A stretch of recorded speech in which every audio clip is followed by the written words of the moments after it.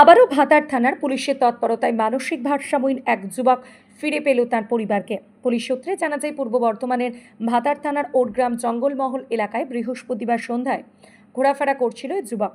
ভাতার থানার ওটগ্রাম ফাঁড়ি টহলদারি ভ্যানের পুলিশ কর্মীদের নজরে আসতেই তাকে উদ্ধার করে ওটগ্রাম ফাঁড়িতে নিয়ে আসা হয়। বৃহস্পতিবার রাতে উদ্ধার ওই যুবককে ভাতার থানায় পাঠানো হয়।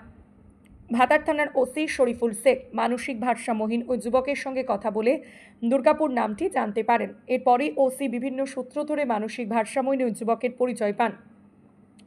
জানা গেছে, ওই যুবকের নাম স্বাধীন দেবনাথ, বয়স 25 বছর। তিনি দুর্গাপুর একের কোক ওভেন থানার বাসিন্দা। এরপরই ভাতার থানার পুলিশ কোক ওভেন থানার পুলিশ আধিকারিকের সঙ্গে কথা বলে তার পরিবারকে খবর দেন। শুক্রবার উদ্ধার হওয়া মানসিক ভারসাম্যহীন যুবকের মা তনুজা দেবনাথ ভাতার থানায় হাজির হন। উপযুক্ত প্রমাণপত্র দেখে পুলিশ উদ্ধার হয় মানসিক ভারসাম্যহীন যুবককে পরিবারের হাতে ফিরিয়ে দেন। ছেলেকে ফিরে পেয়ে খুশি পরিবারের সদস্যরা। তারা ভাতার থানায় পুলিশের প্রতি কৃতজ্ঞতা প্রকাশ করেছেন। পূর্ব বর্ধমানের ভাতার থেকে শেখ মিলনের রিপোর্ট, 7 দিন টিভি।